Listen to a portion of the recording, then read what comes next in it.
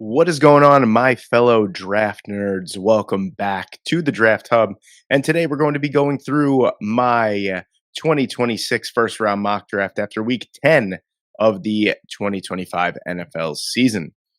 Now, this one is a little bit of a wild one here. So you're going to have to bear with me because now, with the way that things are, I mean, today was a massive shift, especially at the top of the draft order, because you have the Giants who lost, the Browns who lost, but you have the Jets who won, the Dolphins that won, the Saints who won. So there's a little bit of a shift here. The Tennessee Titans, even on a bye week, now own the number one overall pick for the second straight year if the NFL draft were tomorrow.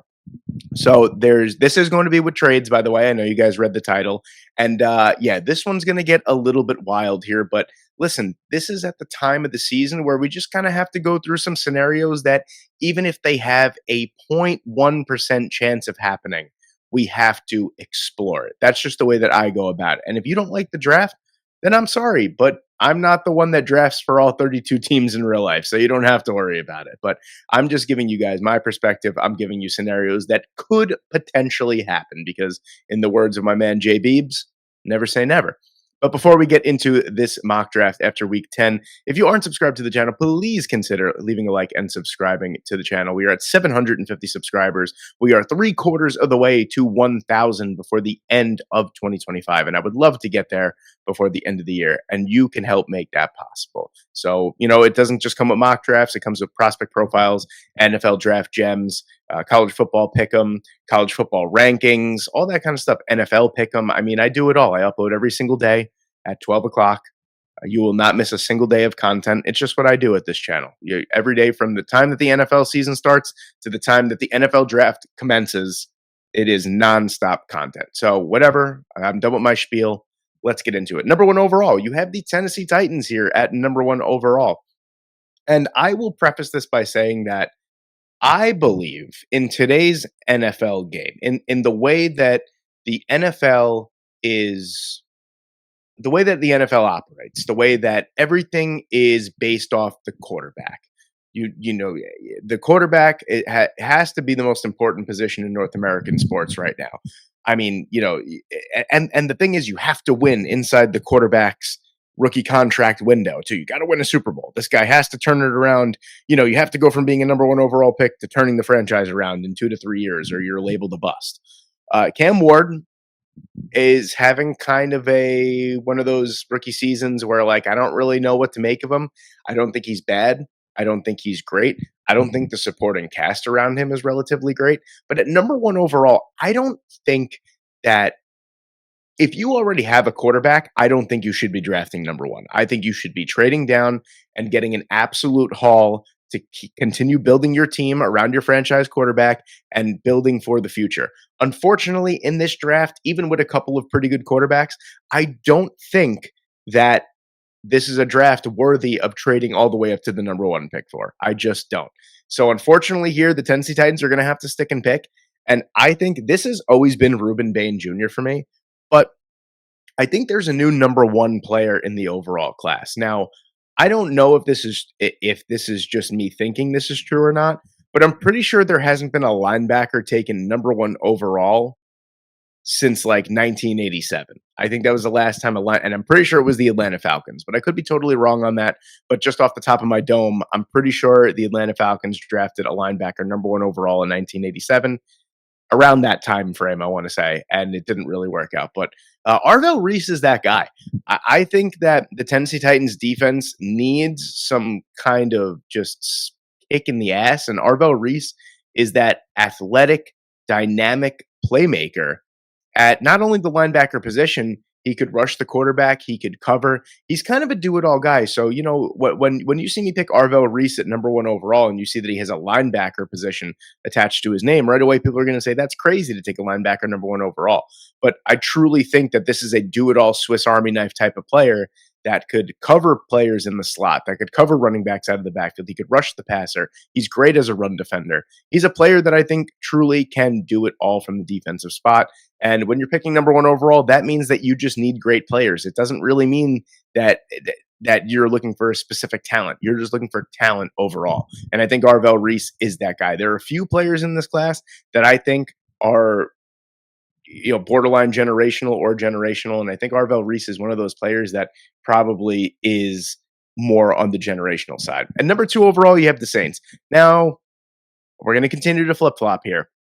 Last week, I sat in this same chair and told you guys that Tyler Shuck didn't show me anything that makes me think this regime is going to give him the reins to start past this year.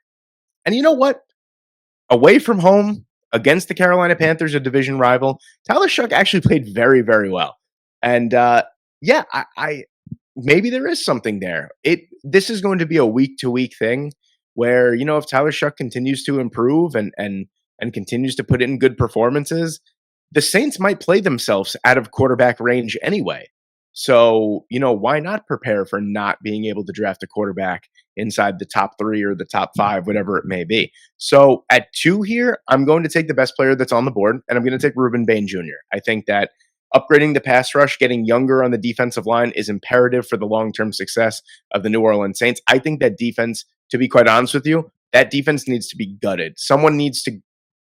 Mickey Loomis needs to go on Madden, and he needs to look up some trades that he could completely gut that defense because it is an older defense. It's getting slower. I think that, they brought in a couple really nice players. Jonas Sanker has worked out very well so far in the secondary for the New Orleans Saints. Kool-Aid McKinstry's having a big second year. And these are not first-round guys, but I think you do need to get someone in there that's going to improve the pass rush. Now, these numbers are crazy. Ruben Bain Jr. only has 4 sacks on the season, but he has 37 pressures off the edge that he's credited with. That is an absurd amount after just 8 games. The guy is, and he's a great run defender as well. Just, this is the number 1 overall edge rusher, in my opinion. I think a lot of people have prospect fatigue when it comes to Ruben Bain Jr. I am not one of those guys. I think he's going to be as solid as they come. He's going to be a game changer for the New Orleans Saints. At 3, I'm going to take Jordan Tyson here for the New York Giants. Again, now, if the Giants won, I think they were going to be sitting in that 7 to 8 range. I don't know if they'd be able to get someone like a Jordan Tyson.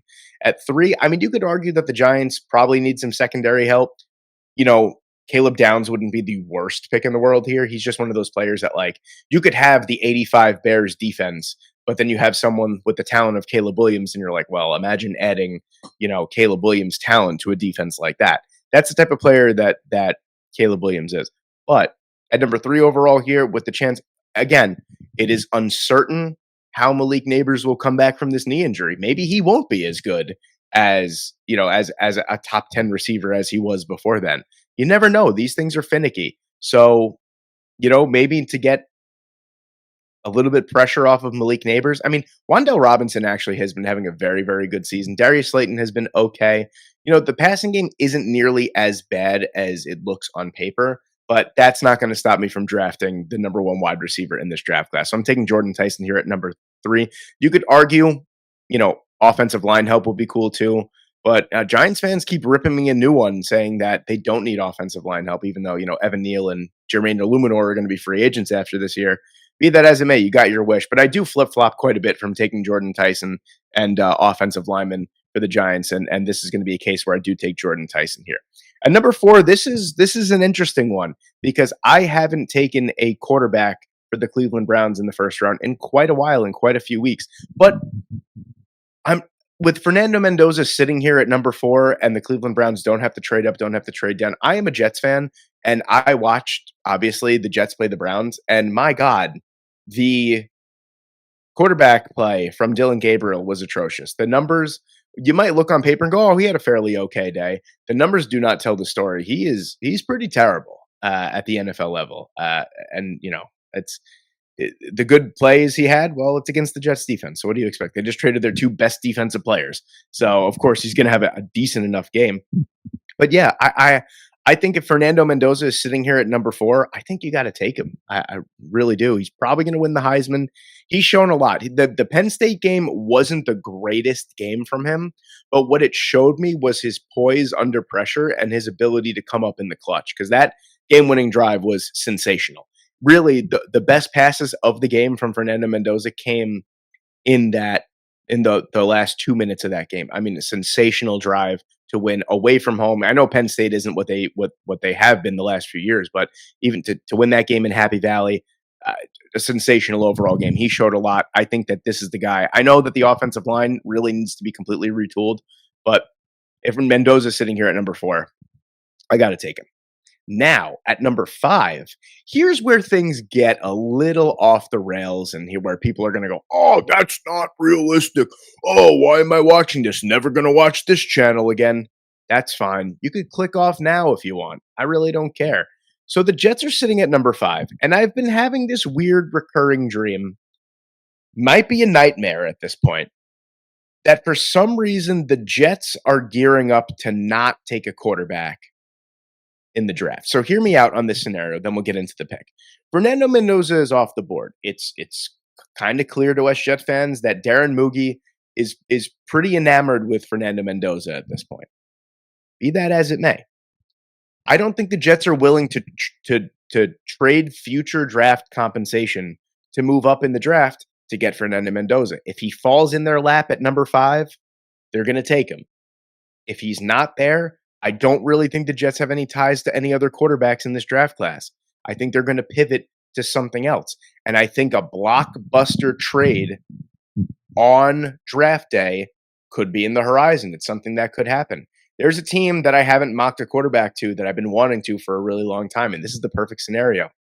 The Arizona Cardinals are a team that I really do think will be considering trading Kyler Murray in the offseason.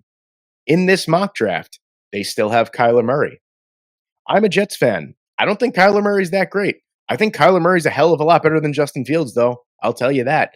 And if the Jets truly don't have any ties to any 2026 quarterbacks besides for Fernando Mendoza, they have 3 first-round picks in 2027 where that draft class is way better. Why not take a punt on a Kyler Murray, especially in this scenario where you're not giving anything up? If the Arizona Cardinals are going to come up, they want to cut ties with Kyler Murray. Let's make it happen. I think it's a possibility that we need to explore. I don't think it's been explored yet. 11, let's say 75, and then we got to throw in Kyler Murray for number 5 overall. I think it's something that could happen. I really do think so.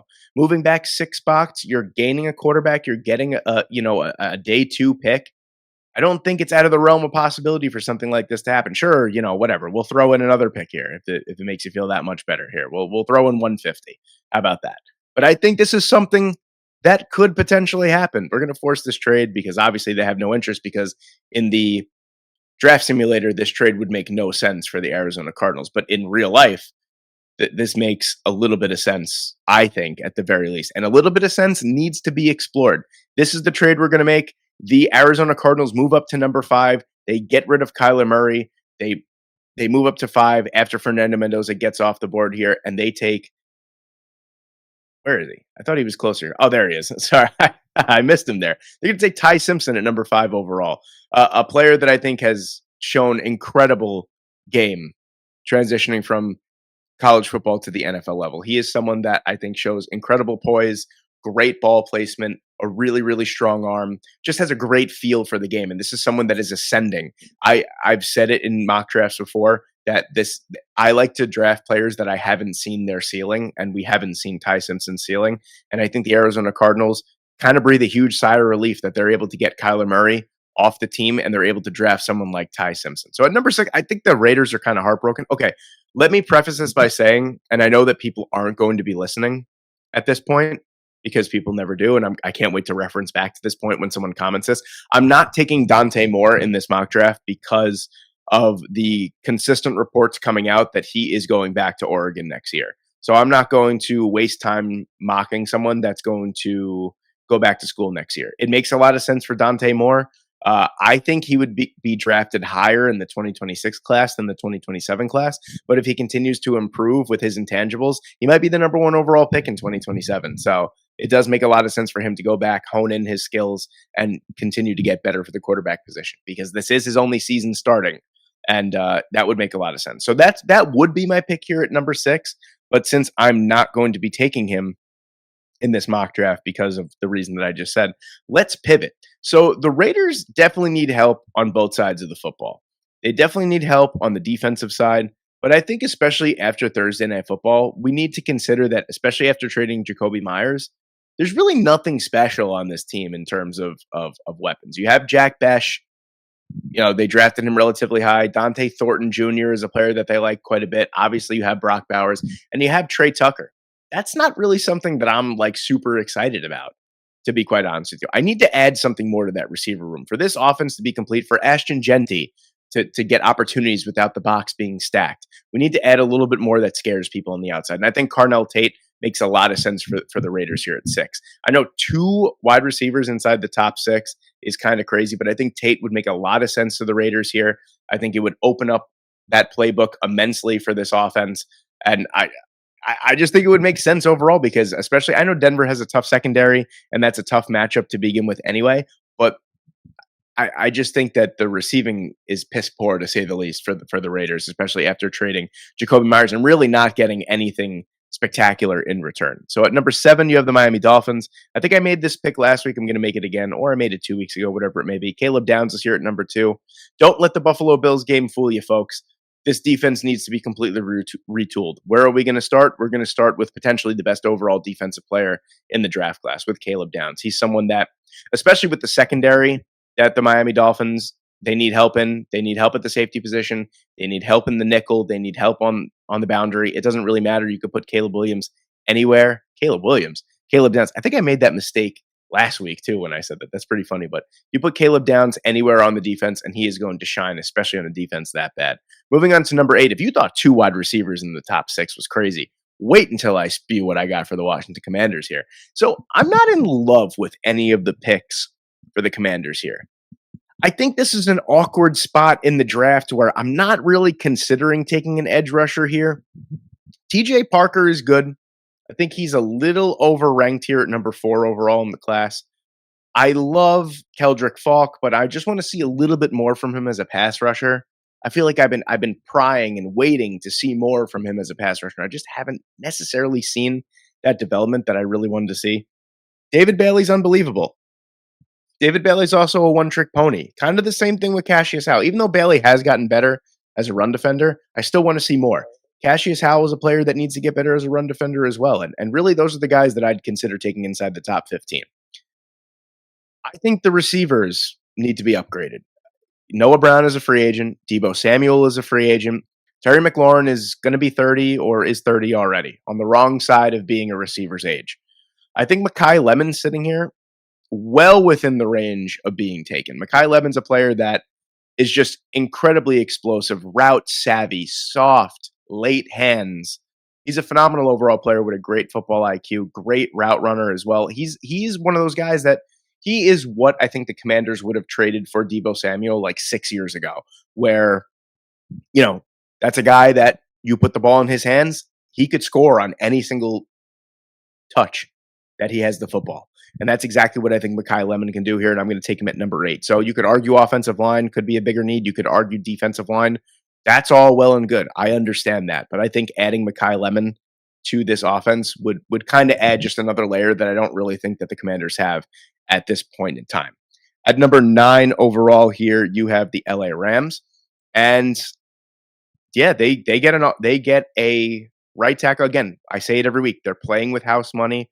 They have the Atlanta Falcons number 9 overall pick here. Why not go out and continue to solidify the offensive line and get a player as impactful as Spencer Fano can be? He's a player that's going to plug and play for Rob Havenstein, who is a free agent after this year and can definitely be improved upon. I know they have Warren McClendon Jr. as a backup. I like him more as a swing tackle, as someone that could play either left tackle or right tackle. But I think Spencer Fano is someone who has been playing the majority of right tackle for like the last year and a half now for the Utah Utes. This is someone athletically incredibly gifted, technically incredibly gifted, a player that really, I think, will shine instantly on an offensive line, especially of these capabilities of the LA Rams. So we're going to take him here as the new right tackle for the Rams at number 9. At 10, you have the Bengals, and there's a lot of different ways you can go. You could upgrade the secondary. I'm not in love with taking a pass rusher again here. I know that they took Shamar Stewart.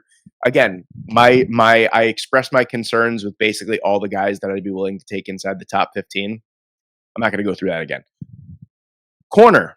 could be improved upon as well. You have your pick of the litter here at number 10. I think with the amount of injuries that we've seen from Joe Burrow, the offensive line needs to be solidified. Trent Brown is a player that can be improved upon. This is just how many times are we going to go through this that Joe Burrow needs to be protected? Caden Proctor, I think I make this pick almost every week or close to it. This is a player that I think could easily plug and play as the franchise left tackle for the Cincinnati Bengals. A player that I wasn't high on going into the season. I didn't understand the Caden Proctor hype. And then I saw his development over the early part of the season and the fact that he's just basically fantastic week in and week out now. And I said, wow, all right, this is what I was missing, but I needed to see the development. And he certainly has developed. And I think this would be an excellent pick from the Cincinnati Bengals that actually use some logic and decide to protect Joe Burrow. You have the weapons in place. The defense, it is what it is. That's what the rest of the draft could be for. If you make one offensive pick, it should be to start protecting Joe Burrow a little bit more. So we're going to take Caden Proctor here at number 10. My New York Jets at number 11. So keep in mind, we have Kyler Murray. The Jets moved back. They gained an extra day 2 pick and an extra day 3 pick, and they gained Kyler Murray. Now we're picking at number 11. I need a defensive lineman. Mozzie Smith actually had a pretty decent debut game for the Jets. That is not going to stop me from taking a player like Peter Woods. So there are holes that need to be plugged up. I mean, this is a rebuild that's not going to take 1 year. I think Jets fans need to pump the brakes. This is the first time we're ever really experiencing a full rebuild, something that it's like we are trading our star players for picks. And this is going to be a multi-year thing. So let's now we have Kyler Murray. We have a perfect bridge quarterback that could actually win us a couple games. If our defense is that elite at the end of this draft and the players work out and Aaron Glenn's defensive scheme winds up working for the players that we finally have in the building, and you want to go out and you want to win games and you want to, and you have imagine the Jets go like 8-9 or 9-8 and they somehow sneak into the playoffs and now you have 3 first-round picks. That's how you speed run a rebuild for the most part. But anyway, getting back to it, I think Peter Woods is a player that Aaron Glenn would love on his defense. This is a disruptive force in the middle. The closest player to Jalen Carter that I've seen since Jalen Carter comes out, that's exactly what Peter Woods is. And I think that after giving up Quinnen Williams, you get someone like Peter Woods who is just going to eat in the middle of that defense. The run defense is not great. It obviously wasn't going to get better with giving up Quinnen Williams.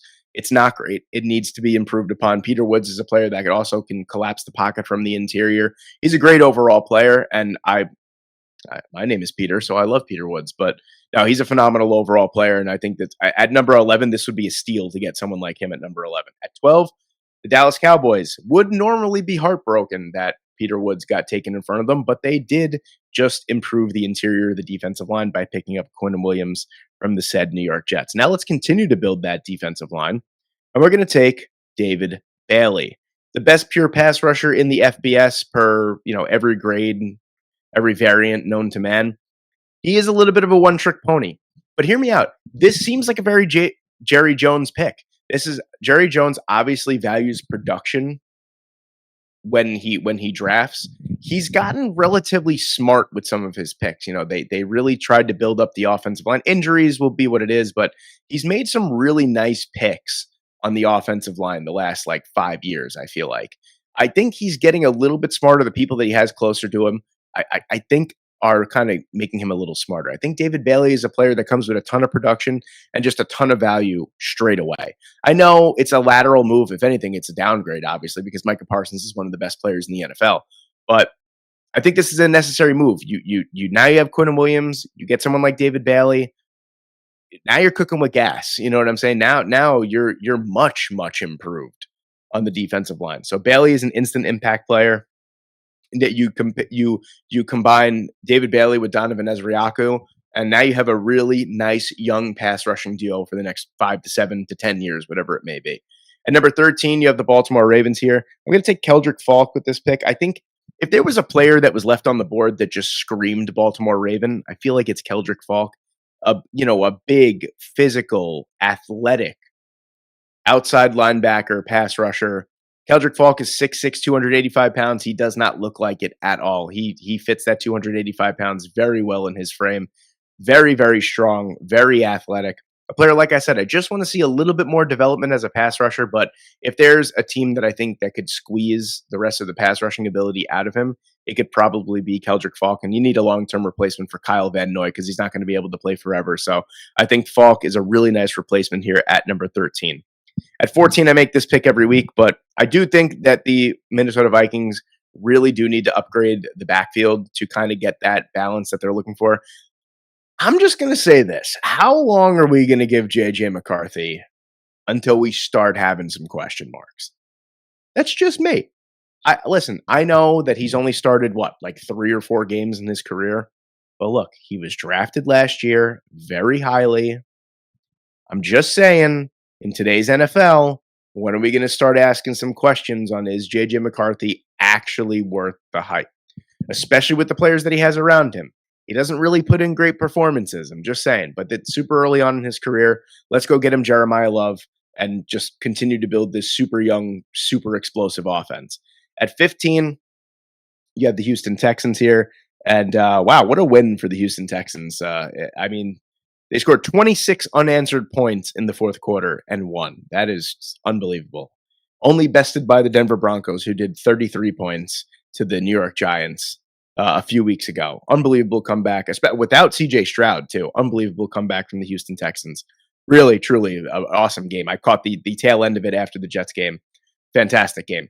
I think the offensive line still needs to be improved. I would love to see, with Francis Mauigoa on the board here, I would love to take him. Natural right tackle. You leave Ariante Ursary on the left side. I do think Ursary would probably play better on the right side where he's more natural. But if they want to stick him, if they want to keep him on the left side, you draft Mauigoa, who's easily the best right tackle in this draft class, in my opinion.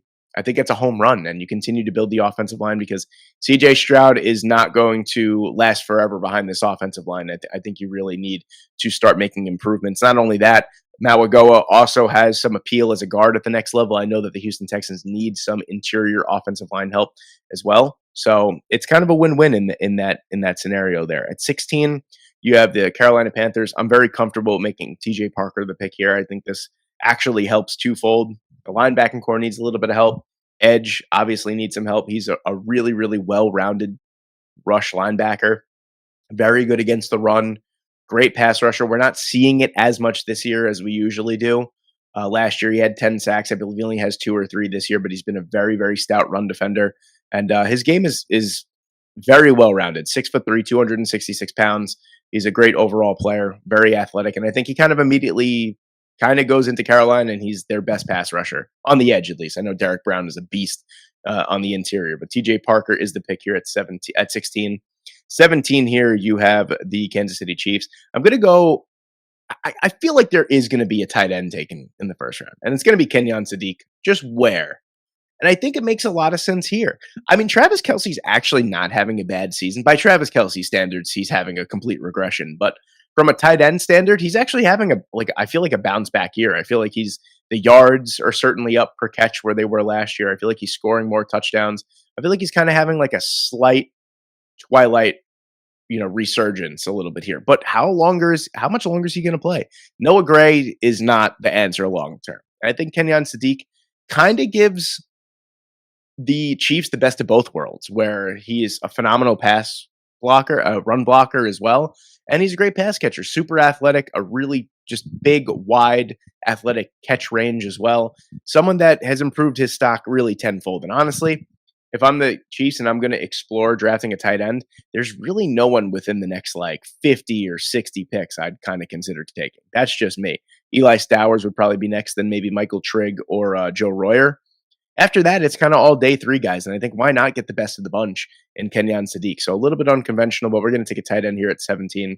At 18, you have the San Francisco 49ers, and the pass rush has been terrible this year. I know it sucks. Nick Bosa out for the year. Mykel Williams was really starting to show some flashes, out for the year.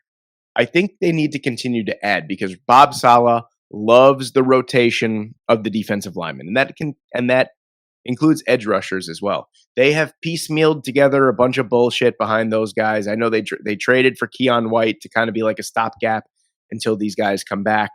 I know They have Cleveland Farrell, they have Yitur Gross Matos, they have these guys that are just like vagabond pass rushers that have been bouncing around teams their whole career, and that's fine.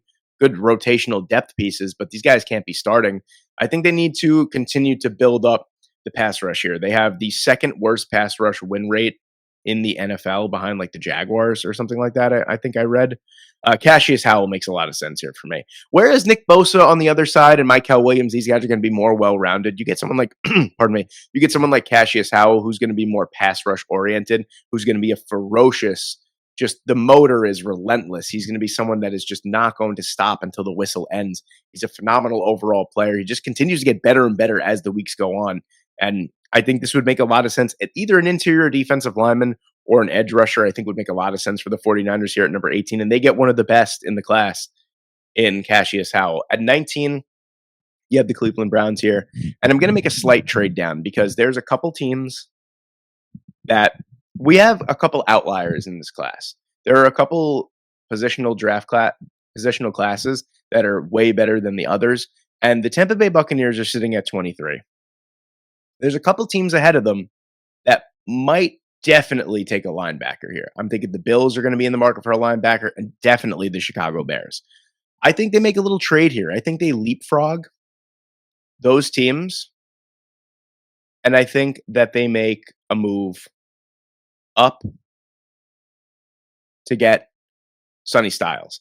I think it makes a lot of sense. Now, you're going to say, I can't believe you're trading up for a linebacker. That makes no sense. He'll be there at 23. Yeah, maybe in real life. Maybe he will be. Who knows? The draft is, 6 months away at this point, 5, 6 months away. I just think this makes a lot of sense. It's obviously a position of a massive upgrade is needed. Sonny Styles would be talked about way more as an unbelievable linebacker prospect if Arvell Reese wasn't in this draft class. But make no mistake about it, Sonny Styles is very close to Arvell Reese in terms of just overall ability, overall football IQ. I think this would be a perfect long-term successor to Levante David. And man, the guy can play. So if I have to give up a third round pick to move up 4 spots, who knows? A fourth round pick probably could have even done it. But just for the sake of the video to move up, I think that this would make a ton of sense. That the Browns continue to add top 100 picks to make their roster that much better. And the Tampa Bay Buccaneers go up and they get someone that Todd Bowles could really just move all over his defense. Don't forget, he started his career at Ohio State as a safety too. So he has that ability to cover and a completely fantastic ability to cover basically everything out of the backfield and any tight end, even wide receivers in the slot too. At number 20, you have the Pittsburgh Steelers here. And to me, this is another trade down spot for the Steelers. I'm not entirely in love with what I'm seeing here on the board, to be quite honest with you. And I think a move back could make a lot of sense. There is a trade partner that I have in mind here, and that's going to be the LA Rams. I think, and they want to trade up in this. That's interesting. It usually never happens that way for me. I think they want to trade up. I think that with no corners going off the board here, if the Rams have the chance to walk away from the first round with a Spencer Fano and then someone like a Mansour Delaney, I mean, that is just a home run right off the bat. And that's exactly what we're going to do. We're going to take Mansour Delaney here at number 20. They move up. They continue to upgrade their team in positions of need.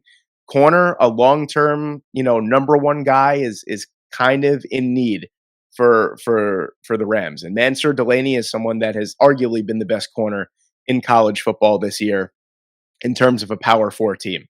He's been an unbelievable zone cover corner. He's been a great man-to-man guy, great press as well. He has one of the lowest completion percentages against in the FBS.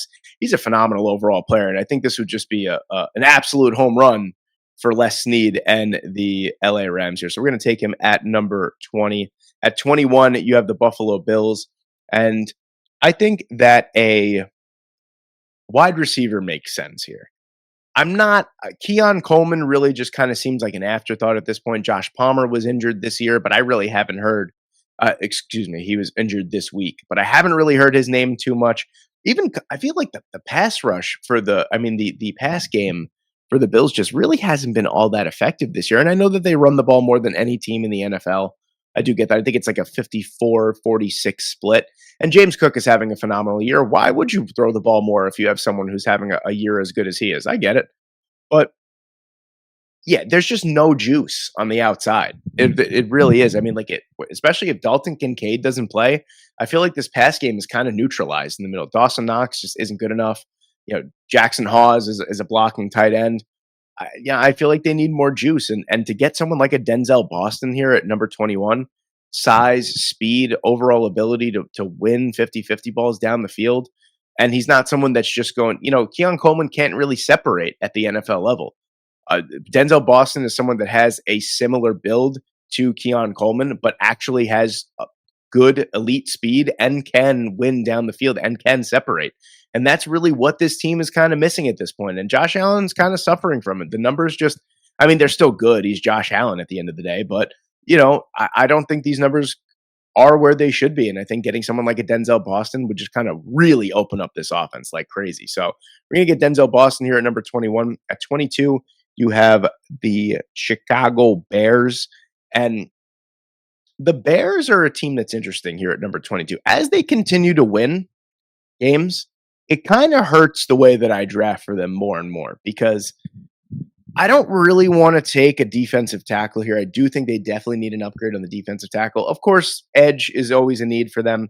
Corner is a sneaky need. Offensive tackle is actually a sneaky need. Caleb Lomu would kind of make a little bit of sense here, in my opinion. But I'm going to hold off on that because Braxton Jones is on IR. I think he could be upgraded on when he comes back. But we'll hold off on that for a little bit. I think the center of the defense really needs to be upgraded. I think CJ Allen makes a lot of sense. Now, the Bears are a team that kind of sort of overdraft linebackers, and I'm not saying that CJ Allen is being overdrafted here. I don't know if I'd take him in the first round. I think there's only 2 first round linebackers, but he's definitely a top 40 player. I think he's great. He's phenomenal against the run, really, really strong as a tackler, really good against the pass and zone coverage as well. Kind of a player that the Chicago Bears need because TJ Edwards and Tremaine Edmonds have been playing kind of like dog water this year.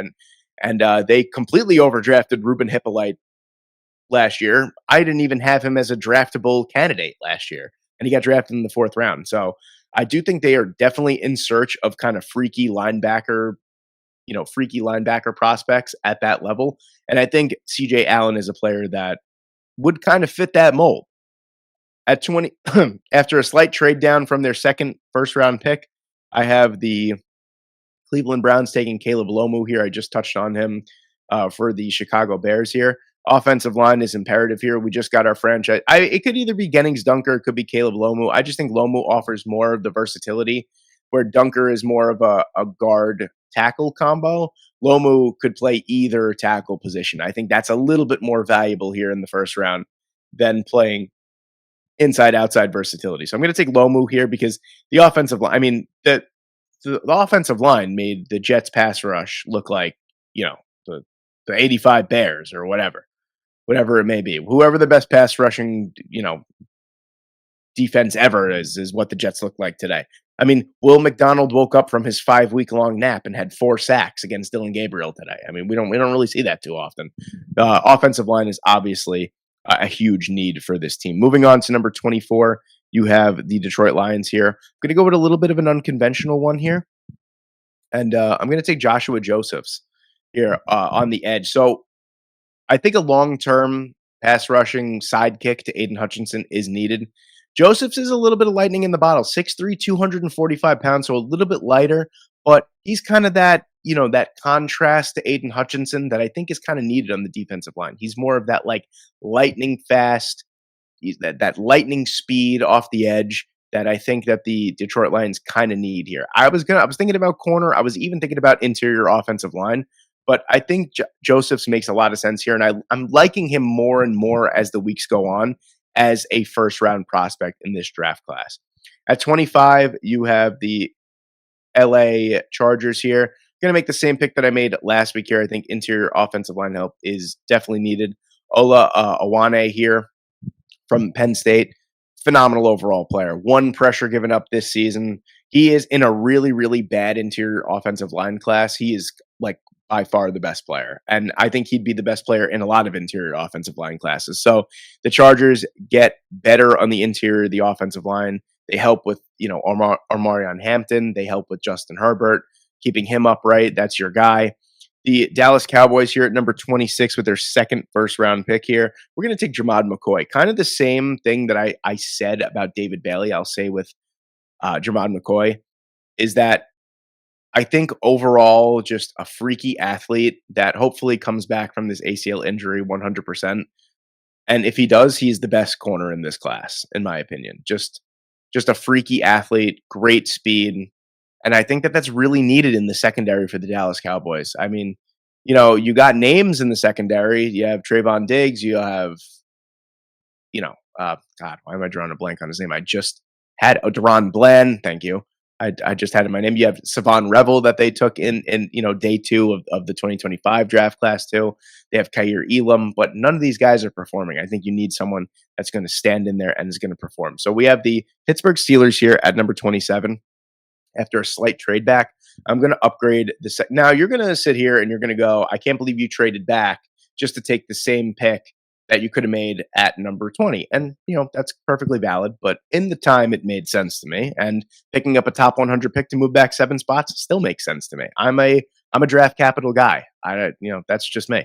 So at number 27 here, I'm going to take Colton Hood from Tennessee. Wow, we're on a little bit of a Tennessee run here on these last 4 picks. But yeah, Colton Hood is an exceptional corner. Again, there's a lot of corners in this draft class that have really good zone man abilities. And Colton Hood's a very, very smart football player as well. He reads the defense, reads the offense very, very well, reads the quarterback very, very well. Just a player that has really exploded since coming to Tennessee. And he's been phenomenal this year. And I think he's boosted his draft stock tenfold. At number 28, you have the New England Patriots here. We're going to upgrade the edge. I think this is on the defense that has played very, very well this year. I think getting to the quarterback has been a real problem, and it's not a problem for Romello Height. Again, a little bit of a smaller player to play edge, 6'3", 240 pounds. But again, he's lightning in a bottle, just like Joshua Joseph says off the edge. He's a really, really just intriguing player that gets a ton of pressure, has been getting better against the run. That was another big thing that I had against him where I was just like, I just don't see it. But he's been really good I shouldn't say really good. He's really improved against the run this year. And I think he'd be a really great addition to this Mike Vrabel defense. At 29, you have the Philadelphia Eagles. We're going to take Avion Terrell, just another pick that I made last week that makes a lot of sense. Could easily slot in as the second boundary corner behind Quinyon Mitchell. Could play in the slot as well. He fits Vic Fangio's defense quite well. At 30, you have the Denver Broncos here. I think I made this pick last week. I'm going to make it again. I think if John Franklin Myers does leave in free agency, that does leave quite a hole on the defensive line. And I think Christian Miller kind of fits really well into that defensive line. 6'4", 310 pounds, really athletic, really good against the run, has just been a really solid player overall in his career in Georgia. Very disruptive as well. He's not going to light the world up when it comes to getting sacks, but just a really disruptive player that blows up run plays as well. And he's he kind of grew over me over the last few weeks. I guess it's just such a not great interior defensive line class that I'm looking at guys like this and I'm like, yeah, he could definitely be really good. And I think that's what Miller is. He offers a ton of athletic upside as well. And I'm going to take him here at 30 for the Broncos. At 31, you have the Seattle Seahawks. Going to go in a little different way. Now, Colton Hood, that's my number one guy for the